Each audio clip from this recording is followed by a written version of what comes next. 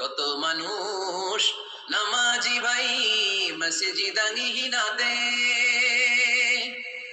আল্লাহর নামের জিকির করে লুকিয়ে গভীর রাতে। আমি তাদের সাথে ওই আল্লাহর নামে জপতে চাই, আল্লাহর নামে জপতে চাই। পড়েন সবাই। মসজিদেরই পাশে আমায় কবরে দিও ভাই, যেন গড়ে হতেও মুয়াজ্জিনের আযান শুনতে পাই। চিল্লায় পড়তে হবে আমিন।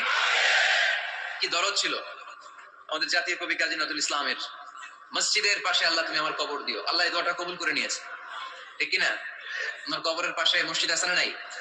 আছে। এজন্য মসজিদের সাথে সম্পর্ক জুড়ে দেওয়া এটা ইমানদারের আলামত, আর মসজিদকে ঘৃণা করা এটা মুনাফিকের আলামত। এজন্য আমরা যেন আমাদের হৃদয়টাকে মসজিদের সাথে জুড়ে দেই।